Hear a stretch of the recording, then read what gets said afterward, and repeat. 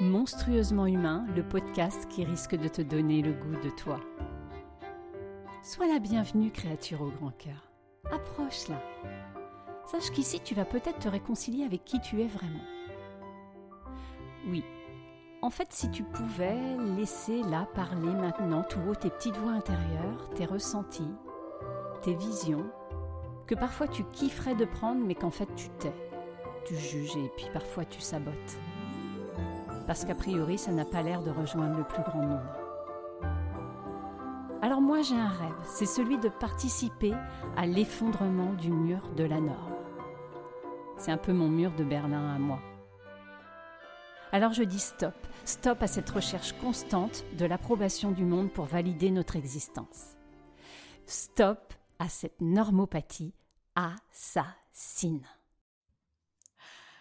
Bonjour à tout le monde. Alors aujourd'hui, c'est une petite papote un peu spéciale et j'étais en train de dire à mon invité qu'en fait, j'avais un peu le trac.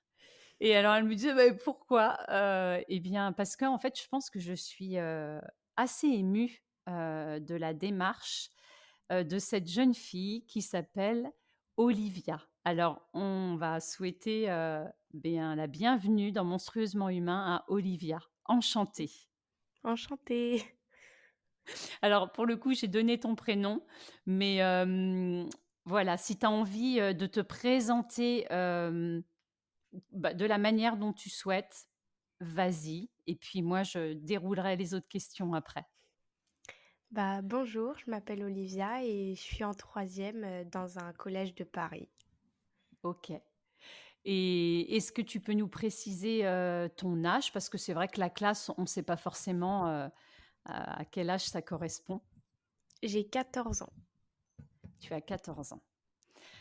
Alors ouais, j'ai un peu le trac parce qu'en fait, Olivia, on a fait une petite entrevue avant cette papote, assez courte. Hem Et en fait, j'ai été, assez honorée par ta démarche, très touchée par ta démarche et je t'expliquerai à la fin pourquoi. Parce que toi, en fait, aujourd'hui, tu as envie d'intervenir. C'est vrai que j'ai fait des appels à témoignages Oui. et en fait, toi, tu as eu envie d'intervenir, entre autres et on va voir, après, comment, ça rayonne sur peut-être d'autres questions, sur, le thème de ta foutue vérité. Oui. Alors, est-ce que tu peux expliquer pourquoi tu as été attirée par ce thème-là? Parce que je trouve que j'ai beaucoup de choses à dire pour une fille de 14 ans OK, qui a vécu beaucoup de choses, entre guillemets, traumatisantes pour l'âge que j'avais quand ça s'est produit. d'accord, et en quoi cet appel à témoignage, enfin, qu'est-ce qui fait qu'aujourd'hui, c'est possible de parler pour toi? Eh bien, parce que je me suis rendu compte qu'à un moment, je me suis libérée de ce trauma, parce que je me disais que, ça me servira plus dans ma vie de penser à cette chose. J'en ai pas besoin, en fait. Ça me pèse sur les épaules, dans ma tête et un peu partout sur le corps parce que, je pense tout le temps à ça et des fois, c'est dur. Mais je me suis rendu compte que je pouvais le libérer et le laisser s'enfuir, voilà. OK, waouh! J'adore la réponse. Ce que j'entends là, c'est comme si, mais peut-être c'est pas du tout, ça va peut-être pas te parler ce que je vais te dire. C'est comme si là, Mmh. c'était un rendez-vous pour toi, comme une décision de: «Voilà, je fais ça aujourd'hui Oui, et je passe à autre chose». c'est ça. Je C'est tourne ça? la page, même Waouh! plusieurs pages puisque j'ai beaucoup de choses, D'accord. Eh bien, voilà. Je super leçon. OK. Alors, est-ce que toi, là, tu es prête à parler de cette, foutue vérité? Alors, je vais la mettre au singulier, mais, en tous les cas, peut-être qu'on se concentrer en effet sur, ce qui te semble le plus importants aujourd'hui à pouvoir, déposer? Bah, bien sûr, je suis totalement prête. Je me suis formée à ça dans ma tête, pour me dire: «Un jour, je vais devoir en parler» et bah, c'est le moment. OK. Alors, je me permets, quand tu dis: «Je me suis formée à ça», est-ce que tu pourrais, me donner des détails? C'est comment pour Heu, toi, dans la tête d'Olivia, de se former, se préparer? Bah, je me prépare à dire tout ce que j'ai vécu parce qu'il faut que ça sorte et dans un ordre précis. Tout ne s'est pas passé au même moment, mais tout est au même niveau de trauma et donc je pense que c'est important de mettre un ordre aux choses et voilà. D'accord, merci, super. Alors, beh, vas-y, moi je t'écoute. Tu as toute la place qu'il te faut. Super et bah, je vais commencer, bah, par ma naissance quand j'étais toute petite. Mes parents se sont divorcés un peu avant que je naisse parce que mon père frappait ma mère, ce qui fait que, bah, ils ont dû se séparer.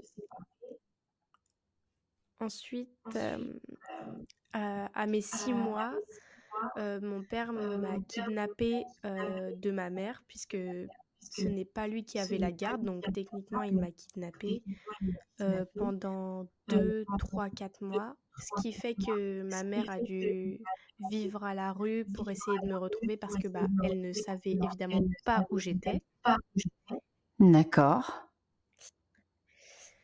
et ça quand j'ai appris ça, bah, ça a été un peu dur mais, bah, j'ai dû faire avec. Après, Alors à je me partir de mes permets 3 ans, oui. ouais, excuse-moi, je me permets, quand tu dis, que tu as été kidnappée pendant 2 ou 3 mois, Mmh. tu es restée en France avec ton papa? Oui, oui, Ouais, j'étais dans son appartement de Lille. d'accord. Mais ta maman ne savait pas où tu étais? Oui, parce qu'à ma naissance, elle est partie vivre, dans le nord, dans la ville de Noyon et ce qui fait que, bah, c'est loin. D'accord, OK. Donc ta maman, elle n'avait aucune idée de où tu te trouvais pendant 2 ou 3 mois? Aucune idée. D'accord. Mmh. Je te laisse continuer. Et donc, vers, entre mes 3 et 6 ans, j'allais régulièrement chez mon père puisque, bah, j'avais envie de le voir et que je ne savais pas, bah, ce qu'il avait fait. Hem Et la dernière fois que je l'ai vu, c'était à 9 ans. Enfin, j'allais avoir 10 ans. D'accord, Hem Et donc ça fait un peu mal parce que, bah, je me rends compte que c'est toujours mon père, mais j'ai l'impression de ne pas l'aimer pour ce qu'il a fait, en fait. d'accord.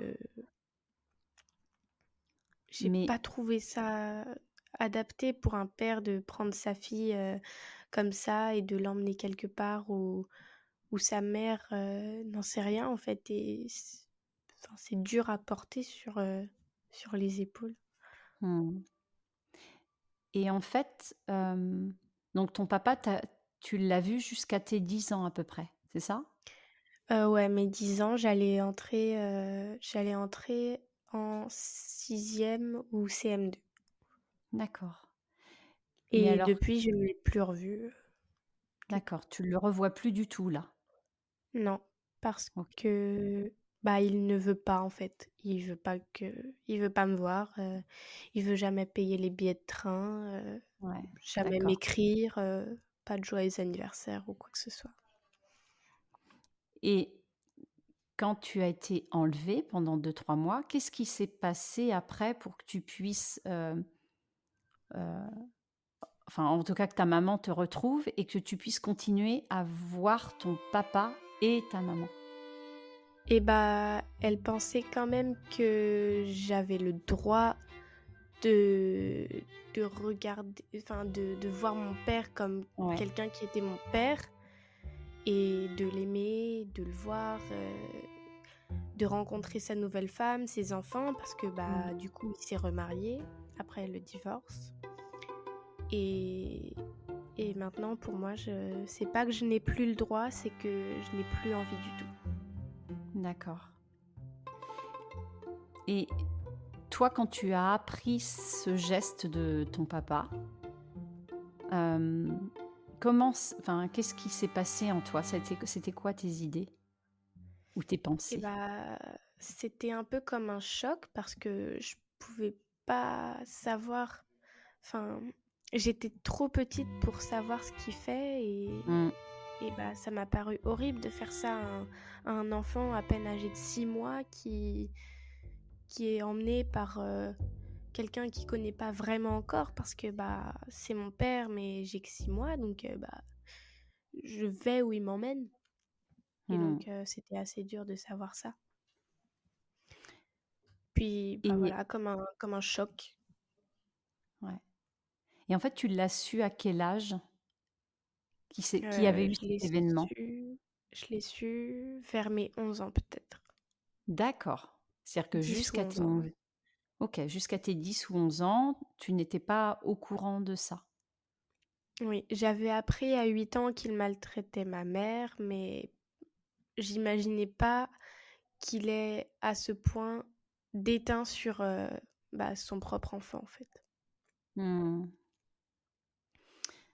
Et est-ce que toi, à partir du moment où as appris ça, tu as pu essayer de parler avec ton papa de cet événement?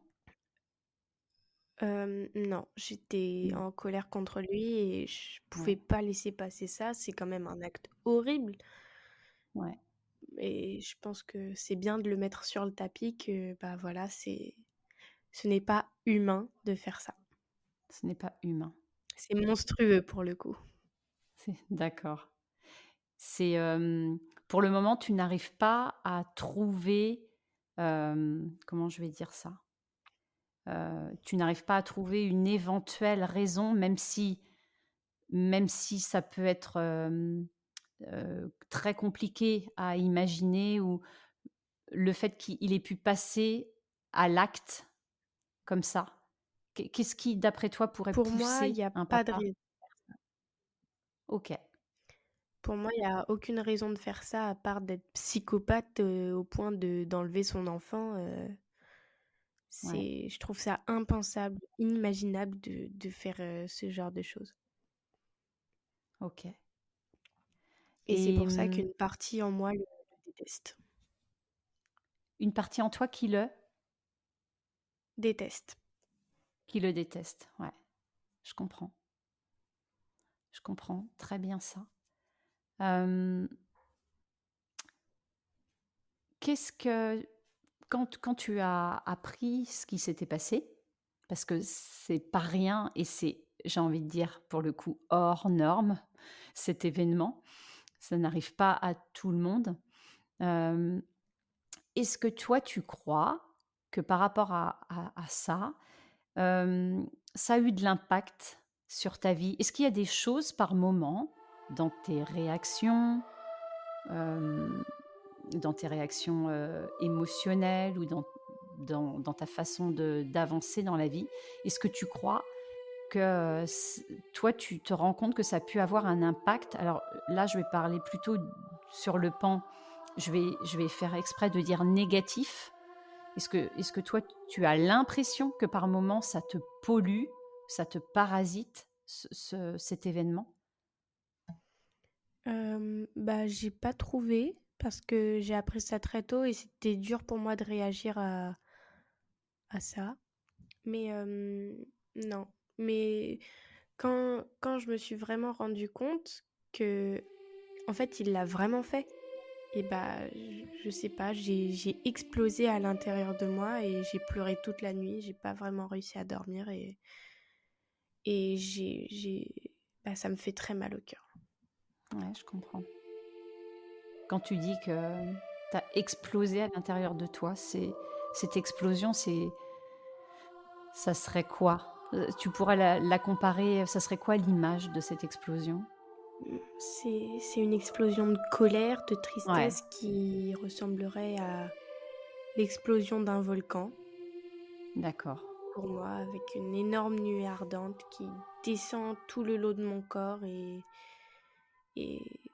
je pouvais pas supporter ça.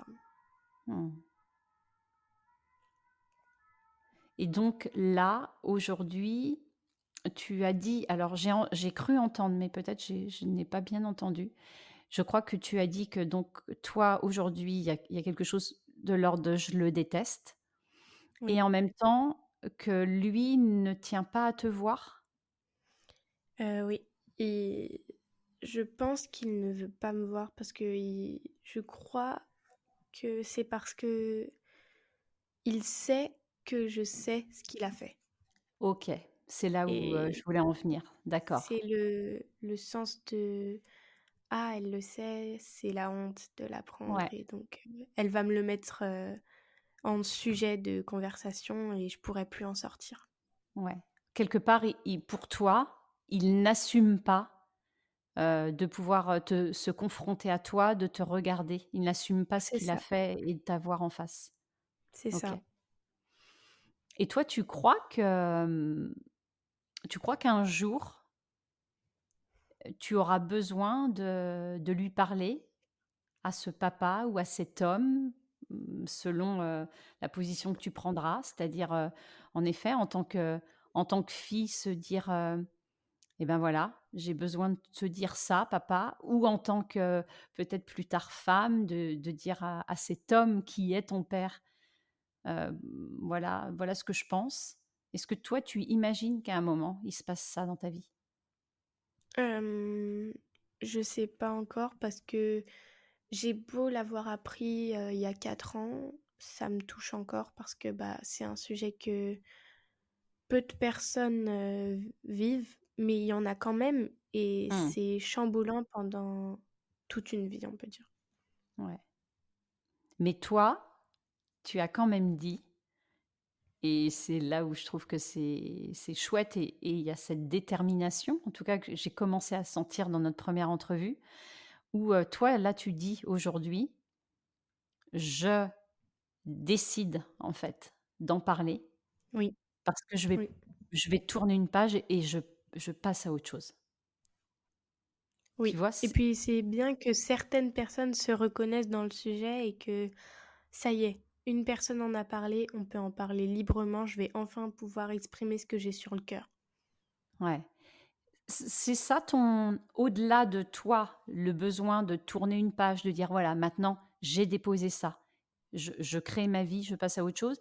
Est-ce que ça, c'est une des raisons qui t'a, aussi stimulé à prendre la parole?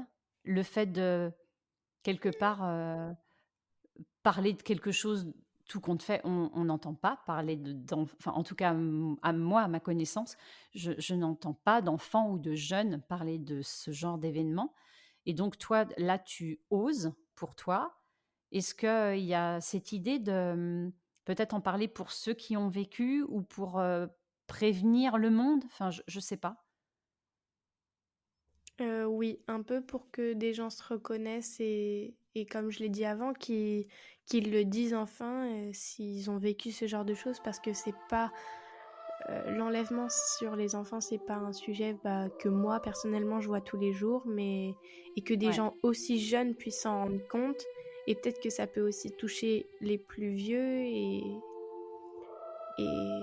voilà. Je trouve que c'est important de le mettre, en sujet de conversation. Ouais, je te rejoins, je te rejoins.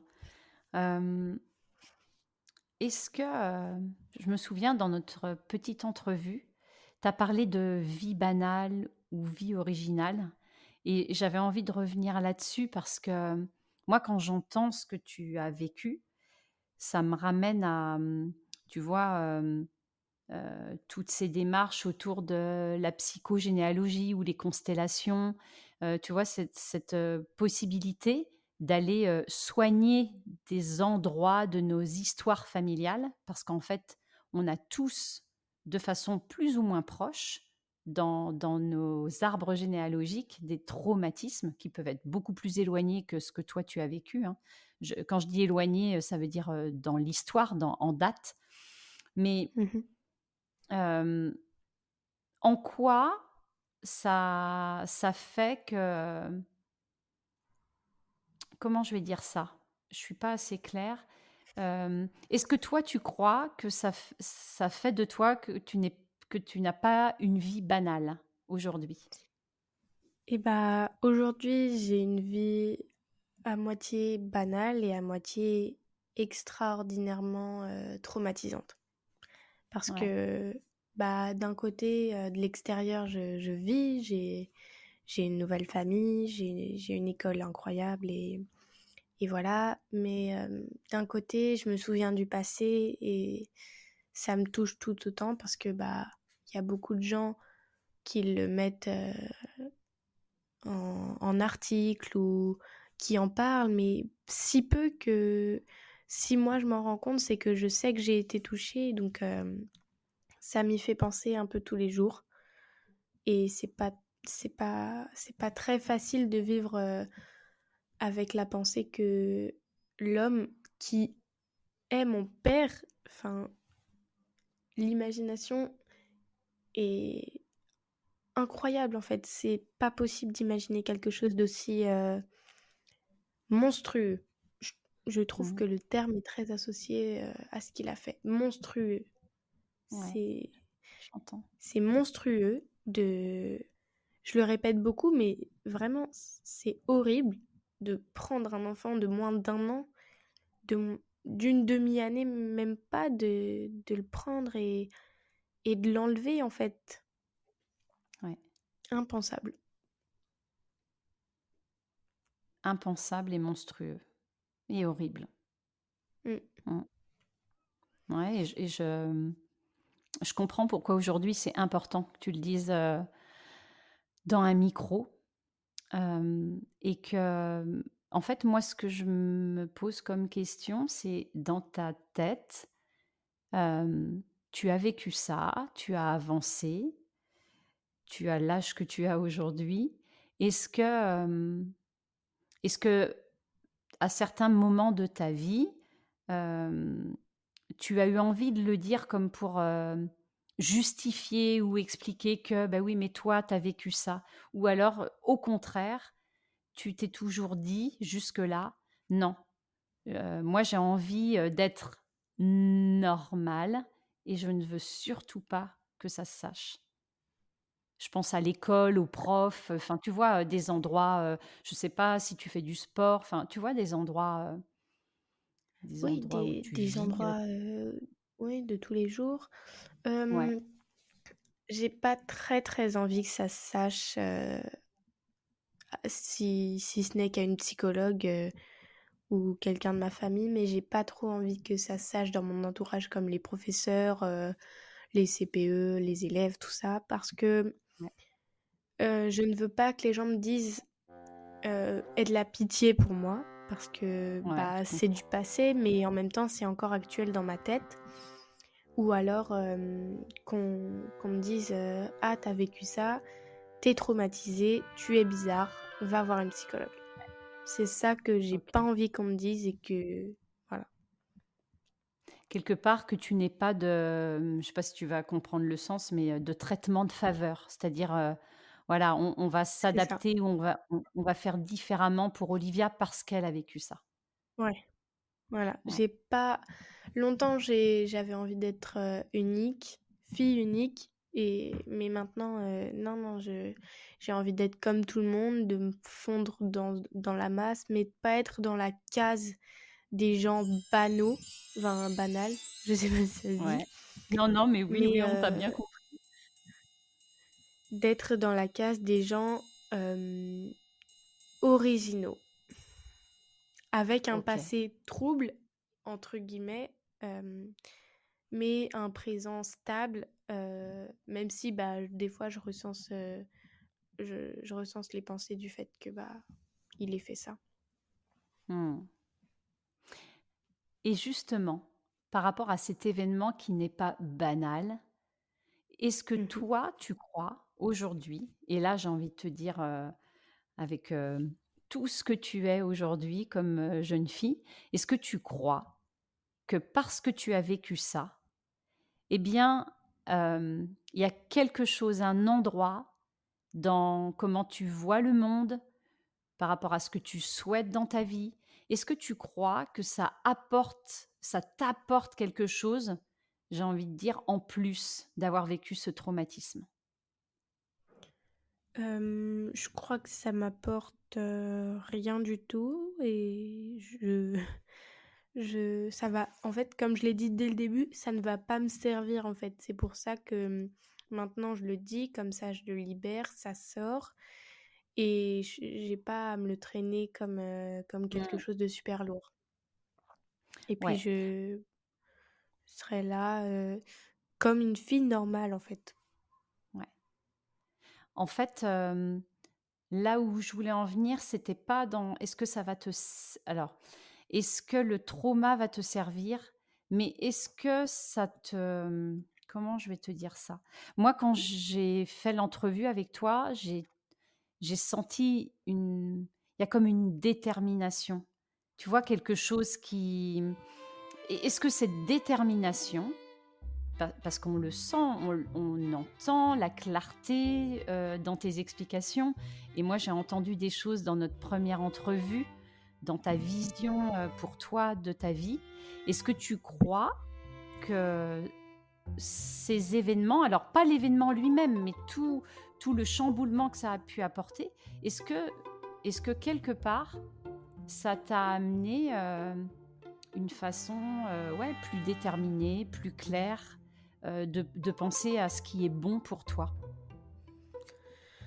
Et bah, ça dépend de l'avenir, de ce qui va se passer. Si je décide, de quoi que ce soit, je pense que ça n'aura en en rien, heu, ça n'aura comment je pourrais dire ça? Prends ton Ça n'a temps. rien à voir avec, ce que j'ai vécu. Je pense D'accord, que, bah, c'est du passé. C'est OK. tout est Et pour derrière moi, même si j'y pense souvent, c'est passé et je pense que, bah, ça se reproduira pas. OK, et donc, je t'ai entendu dire, là, il y a quelques minutes, que tu avais, en tous les cas, envie, alors j'espère que je vais pas me tromper dans les mots, que tu n'avais pas envie d'être banale, pas Oui, dans la case. j'ai pas très envie d'être banale parce que, bah, ça voudrait dire, être tous les jours comme tous les jours, être tout le temps pareil, sauf que moi je change d'humeur, souvent parce que, bah, des fois il faut être triste, des fois il faut être heureuse, des fois il faut péter la forme. Mais, non, comme j'ai un passé différent des autres Ouais, et bah, ça fait que sur le présent, ça amène une certaine originalité dans ma vie, même si les gens ne le sachent pas ce que j'ai vécu, enfin ne savent pas ce que j'ai vécu. ouais. S'ils le sachent, ils vont se dire: «Ah oui, elle est pas normale, elle est, elle a un passé bizarre», on peut dire ça. C'est pas c'est pas moi qui n'ai pas envie d'être banale, c'est mon passé qui est bizarre. Enfin, parce que ça se fait pas de faire des choses comme il l'a fait. Alors, je vais essayer de reprendre pour voir si je comprends bien, et si, pour le coup, tout le monde va bien comprendre. Oui, Tu j'explique n un peu mal, mais c'est parce que Non, non, tu j'aime pas n'expliques trop pas ce mal. ça me Non, touche. non, non, non, tu n'expliques pas mal, c'est moi qui ai besoin de savoir si j'ai bien saisi. Hem, il y a une part de toi qui ne veut surtout pas, en effet, que ton passé puisse servir à quoi que ce soit et justifier quoi que ce soit aujourd'hui. Pour autant, j'ai l'impression dans ce que tu dis, et c'est là où peut-être je voulais en venir, et c'est moi qui n'étais pas peut-être claire, c'est qu'en fait, tu te dis: «Mais quand même, j'ai vécu quelque chose de pas banal. Oui, OK, je vais pas en parler toute ma vie, mais n'empêche que ça fait bien à un endroit chez moi, quelque chose qui me demande ou une envie, en tout cas, de ne pas dire, oui à de la banalité. Oui. Mais Est-ce que je résume bien? oui, oui, mais hem, comme je disais, enfin, c'est pas mon présent qui est banal ou pas, c'est mon passé qui fait de l'originalité, en fait, dans toute ma vie, en fait. Oui. C'est ça. C'est C'est que ça ça. a donné, si je prends quelque chose d'un peu plus imagé ou poétique, ça a donné une couleur dans ta vie, une teinte et en Mmh. fait, cette teinte ou ce rayonnement, il reste comme ça. Ça a donné, ou une note, si on parle de musique, enfin, tu vois, moi, j'aime beaucoup, tout ce genre d'images. C'est comme si, voilà, ça avait, coloré ou apporté une note et qu'en fait, ça va rester ainsi, dans cette originalité. Oui. Ouais et là, personne ne voit, mais Olivia, elle, bouge ses mâchoires. Voilà, je ne sais pas C'est ce que pour, ça crée dans le m'empêcher de corps. pleurer, pour m'empêcher de Ah, c'est pleurer parce que j'aime pas OK. pleurer. Donc donc ça veut dire que là, tu as envie de pleurer? Bah, c'est quand même un sujet très touchant parce que, bah, Ouais, c'est pas beaucoup de personnes qui ont vécu ce que j'ai vécu et en parler, bah, c'est un peu dur. ouais.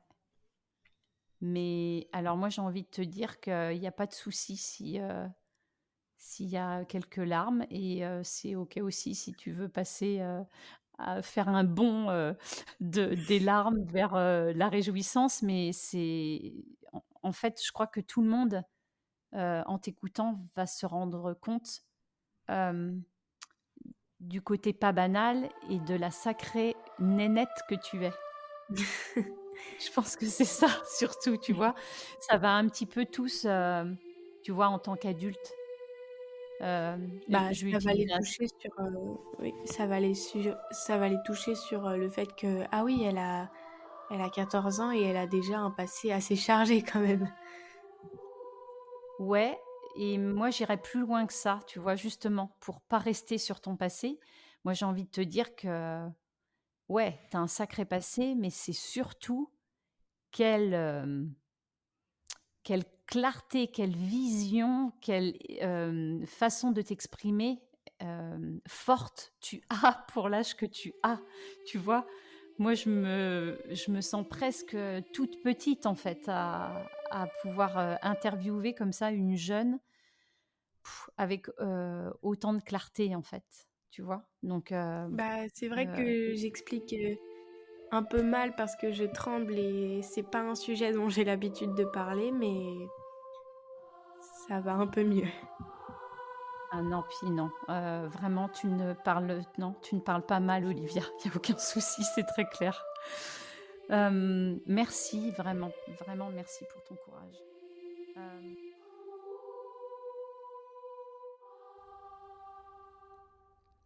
Et voici cette première partie de Petite Papote avec cette sacrée Olivia s'arrête ici aujourd'hui. J'espère vraiment qu'à travers ce témoignage, tu pourras prendre conscience du courage qu'il a fallu à Olivia et surtout derrière ce qu'elle insuffle, ce qu'elle transmet, de pouvoir oser. Oser pour décider de déposer et clore un chapitre dans sa vie afin d'ouvrir derrière un nouveau livre. J'espère que tu prendras aussi conscience de la puissance, de la conscience de ces jeunes aujourd'hui. Et bien sûr, j'espère que ça te donnera envie, toi, d'oser une foutue vérité auprès de quelqu'un de proche de toi ou pas, ou juste de toi à toi, ou à travers le micro monstrueusement humain. Et ça te regarde. Mais j'espère que ça te donnera envie de vraiment aller vers cette foutue vérité. Alors bien sûr, je récapitule les leçons à retenir pour toi. Tu es un jeune, tu es un adulte qui connaît un jeune, ou tu es un adulte qui a envie de témoigner. Monstrueusement humain n'attend que ça, de pouvoir te recevoir à travers une petite papote, éventuellement sur un plateau débat entre jeunes et moins jeunes, de te laisser parler autour d'une foutue vérité, de te laisser parler autour d'une thématique monstrueusement humaine. Je recrute, c'est le casting. Alors vas-y, ose, parle-en si tu penses que quelqu'un autour de toi est vraiment concerné. N'hésite pas.